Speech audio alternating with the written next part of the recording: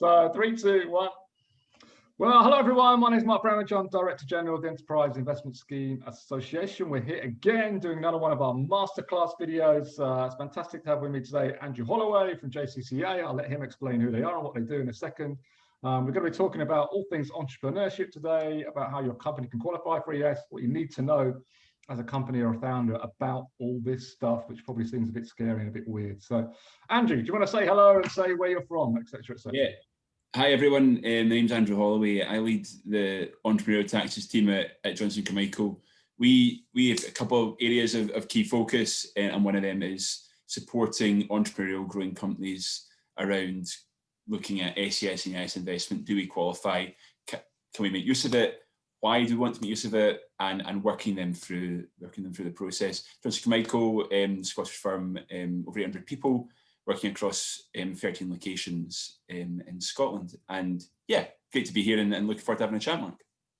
And just to come, Michael, isn't just Scotland, is it? Or is it? I can't remember. Oh, sorry, yeah, I must clarify that. We are 12 offices in Scotland, covering every large city, and we've got presence in London as well. There we go. Regional, all good. Always good to have a regional levelling up agenda these days with the government. Yeah, absolutely. So look, just a kind of a very high level. Look, I'm an investor. I've seen that this company that I want to invest into, and it qualifies for this thing called EIS. Just run us through why that's a benefit to me as an investor.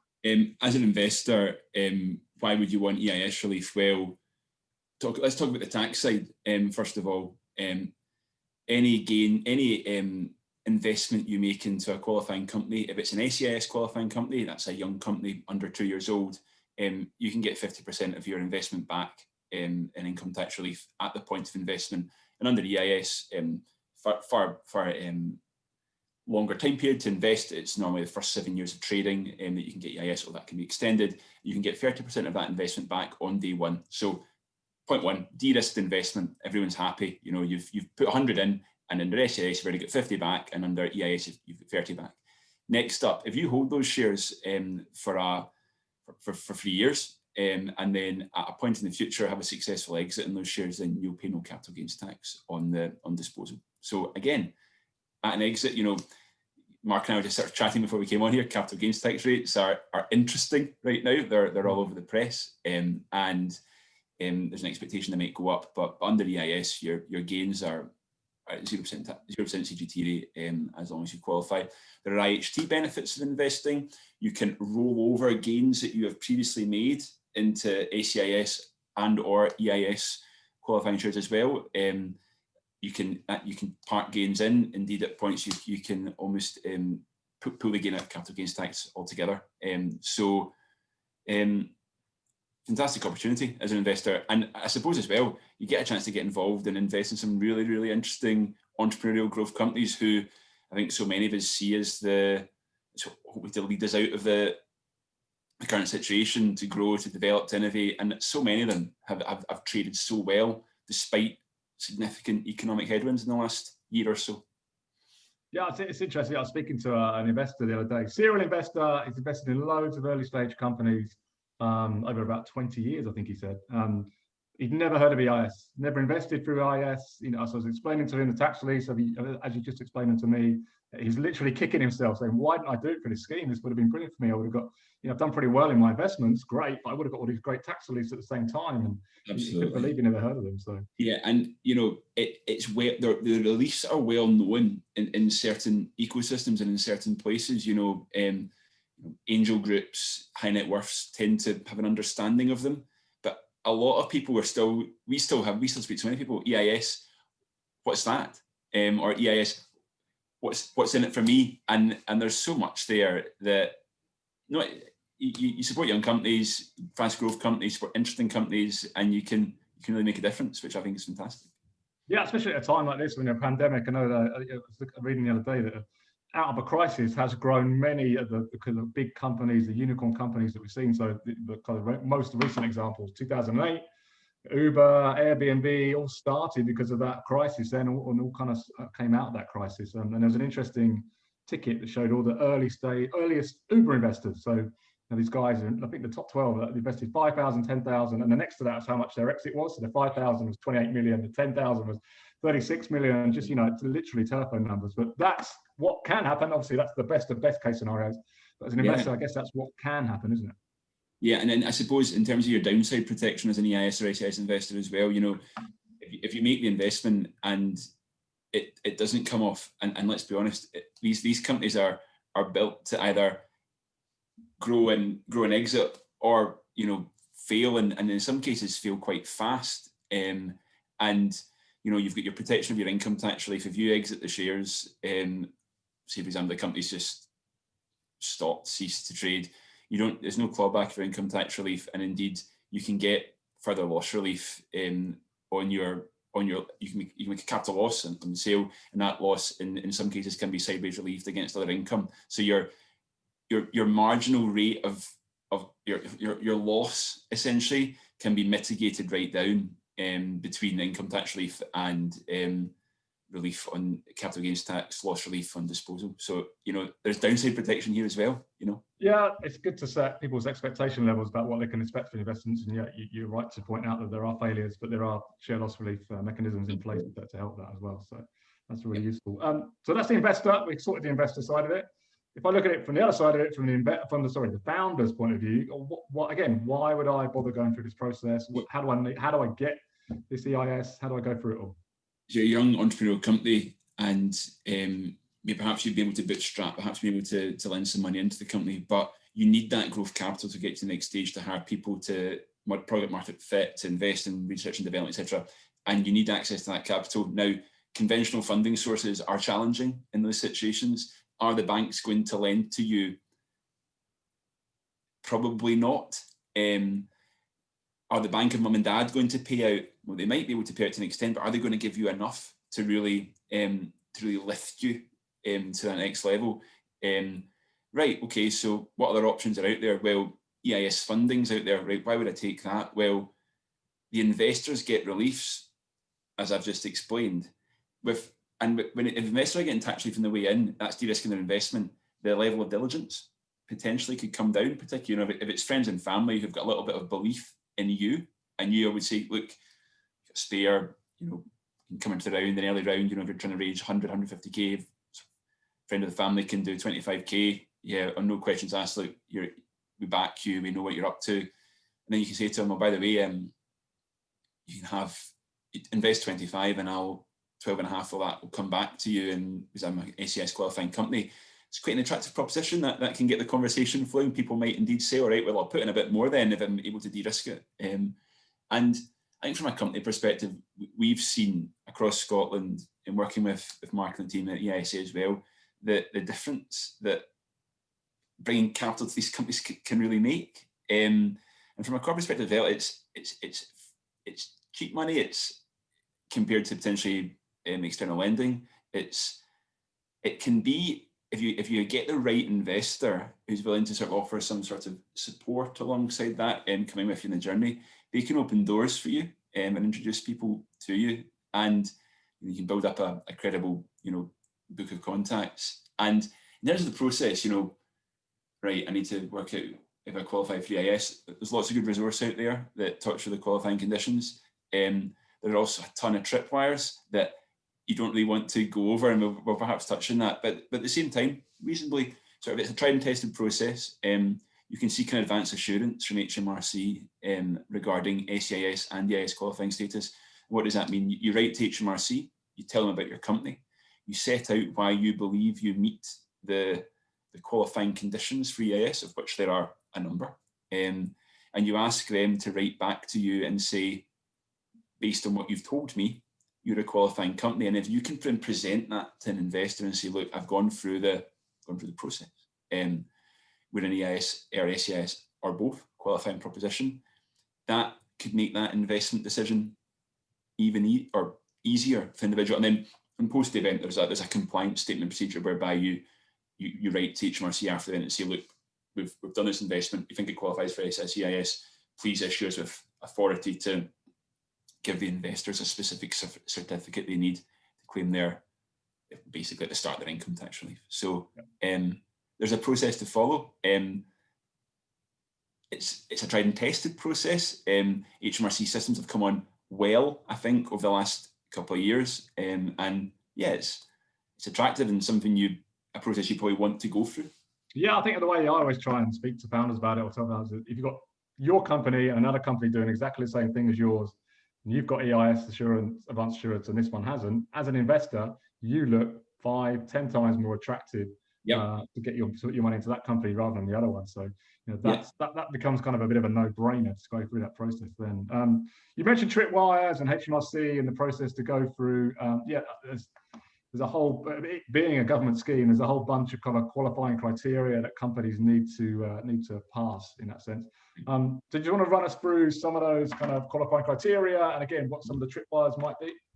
Yeah, so in terms of qualifying criteria, as a company, you can only raise £150,000 of de minimis funding, of which, 200,000 euros of de minimis funding and a maximum of £150,000 of ACIS funding. That's confusing for starters. But in terms of, you've got a headline limit under ACIS of £150,000 which you must raise in your first 2 years. But then you must deduct de minimis grants from that to understand how much ACIS you can raise. Tripwire, for example, we've seen situations where, well, I've raised 150k under ACIS, isn't that great? And I've got these great grants that I took just before I got the investment. Oh no, This might be a European Regional Development Funding grant or some similar grant that you've had elsewhere. You need to kind of add that into the mix. Add it into the mix. I mean, some grants are state aid. If they're state aid, we're okay. We move that into ACIS, to EIS, sorry. But under ACIS, it's any grant, and many grant providers are good at telling you what the nature of a grant is. Other common tripwires, that there are a number of trades that don't qualify. They're actually consistent with some of the trades that don't qualify for other sort of share incentive plans like the EMI. And it's a question of just looking down the list and being sensible about, do I qualify? And then at the same time, don't read it black and white. If for example, you're a technology business who have an enabling technology platform that say plugs into oil and gas or plugs into farming, which aren't qualifying trades, that doesn't mean you don't qualify. So don't be disheartened, but at the same time, that should sort of put there, right, I need to give this some thought, I need to speak to an advisor, look at the guidance and make sure I present the case properly. And that to me is actually the biggest tripwire that we see. The hardest time to argue for ACIS and EIS qualifying status is after you've already presented the case to the revenue.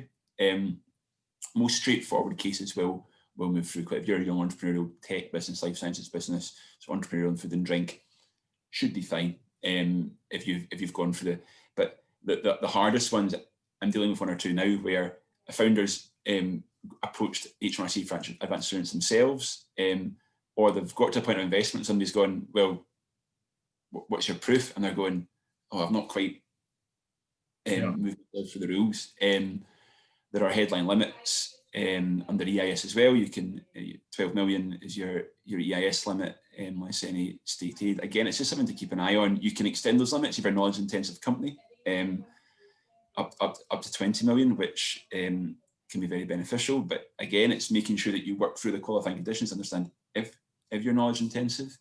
Other things that we see that are interesting. There's a risk to capital condition that was introduced in the last few years into legislation, and like sort of multifaceted sort of test. But stepping right back from it, you want to prove to HMRC that you are a bona fide risk essentially there's a risk inherent in investment and there's a risk of failure. And while that a risk of failure may not sit naturally within a business plan, you want to show the hockey stick, you want to show that moving up the curve. At the same time, you need to articulate that properly. And our understanding is that when a advanced assurance application goes in, for example, risk to capital is HMRC's first point of call. And if they look at risk to capital and aren't comfortable with your answer, it will get served back to you we're not sure that this meets the tests. One other thing, from an EIS perspective, you have 7 years from the date you first started trading to raise qualifying funds, although that can be extended in a couple of cases. However, that 7 years might feel like a long time, but the date you first start trading is important. That isn't the date that the particular trade or the particular product that you're looking to raise money from began. If you've started up the company and done a little bit of consultancy, for example, and then, gone into R&D phase, that consultancy can potentially start the 7-year clock. And again, it's an issue we come across a lot. Somebody comes along with a really interesting business proposition, and it's either just been going too long naturally, or they've done something at the start and then not quite anticipated that could be a potential tripwire. So yeah, it's an interesting one, isn't it? Particularly with the risk of capital condition. If you're going to the bank and trying to get funding from the bank, you try and play down the fact that it might be risky, or banks don't like risk. We all know that. But when you go into HMRC for advanced assurance, you play up the risk almost. You want there to be as much risk as possible in the company, because HMRC wants to see every pound that's invested at risk, and he wants to see the company grow and develop. So yeah, it's an interesting kind of different dynamic on it, isn't it? And you present HMRC ask as part of that either advanced assurance or a post-event compliance statement process, that you present your business plan. So you're giving them a business plan where you're talking it up, and then in your application, you're sort of managing that talking up with you're not talking down it, because EIS is designed to sort of invest in companies that are at risk, can't raise conventional sources of finance, but have that chance to grow, develop, and make a difference. So there's a natural sort of tension between the two, and it's just how you bring that together. I think that's the key, because you have to present projections too, right? And if my advice to anyone is, keep your projections sensible. Don't, even if you believe you're going to be shooting from the stars in year 2 and going 10, 15, 20 times in year 3, just keep it sensible for the purpose of both your investors, particularly, but also from an HMRC perspective. Obviously, they see you turning money hand over fist in year 2, they're going to go, so talk to me about the risk behind this. Yeah, why do you need the money? Yeah, exactly. So yeah, there's a lot of trade-offs, but I suppose I should say at the same time, the process is, as I've said at the start, it's tried and tested, and it can be sensibly plotted through in nearly all cases. Yeah, and on that point, and last question, because we could probably spend a whole day talking about advanced assurance and how you qualify for the scheme, but obviously we're trying to keep these short and sharp. Last question. I like the scheme, I'm a company, I understand that I might qualify, I'm looking to raise money at the moment. Is it easier for me to do it myself? And I expect no the answer. Is it easier to do it myself, or should I be asking a tax advisor or a chartered accountant like yourself to kind of help me plot that course through, as you said? So you can do it yourself. Of course you can. There's a process. The HMRC manuals are in general very good, and they can take you through. And indeed, the process has been sort of helped recently by the fact there's now a checklist that you're required to submit that sits on top of your advanced assurance application. And if you don't know the EIS rules, if you read that checklist, you have to work through them and prove. The benefits of working with an advisor, in my mind, are more bringing to bear their experience of similar applications, similar sectors, and referring back to those tripwires, and making sure that you don't do or say anything that inadvertently is going to cause you a significant problem. There's one really bizarre condition if you're raising SEIS and EIS money, that you have to split it up over 2 days. You have to raise SEIS money on day 1 and EIS money on day 2. A lot of lawyers who aren't close to the scheme won't know that. It's a bizarre condition which I think exists in the legislation due to some previous legislation that I think is now being repealed or pulled back. But if you go ahead and say, right, I'm raising £300,000, 150 under EIS, 150 under SEIS, then you include it on the same day. It's all EIS. It's bringing to bear experience, battle scars that we feel we really add value to the process. Yeah, that's a great point, because I guess the other thing to say about the whole HMRC advanced assurance process is a cliff edge. If you go through the application, HMRC say no, that's it. You've got no come back to that. You've got no retort to that. You're kind of finished. You can't qualify for the scheme. So you want someone with experience like yourself, as you said, to try to guide you through that and make sure you don't get to that point, don't you? Yeah, and HMRC say, well, even if we say no, you can still go ahead and do it and then come back to us after the event and tell us why you've qualified. That's fine. So you could do that, But if an investor's come along and said, I want you to have advanced assurance, and you've gone back and said, we've not got it, but don't worry, we're going to be fine, that's a very different conversation. And a very difficult conversation to have with an investor who's probably, if it's an angel syndicate, they've got members who are, they're investing with the syndicate partly because they're interested, and partly to, for the tax efficient nature of the investments. They're not, it doesn't stand up well, as you made the comparison, EIS, not EIS, it doesn't stand you in good stead. Yeah, exactly. I know almost every investor, angel, high net worth, the first thing they do when they speak to a company is, where's your advanced assurance certificate? Yeah. Let me see your advanced assurance. It's almost like a golden ticket these days. So it's super important to have. So please do take advice if you're going to go through the process. So Andrew, we're trying to keep these things short and sharp. So that's been a perfect vignette of kind of advanced assurance and how to qualify for EIS. So thank you very much. If you want to get in contact with Andrew, please let us know. We can send you his details and put you in touch with him. But Andrew, for the moment, thank you very much. Yeah. Goodbye. Thanks, Mark. Appreciate it.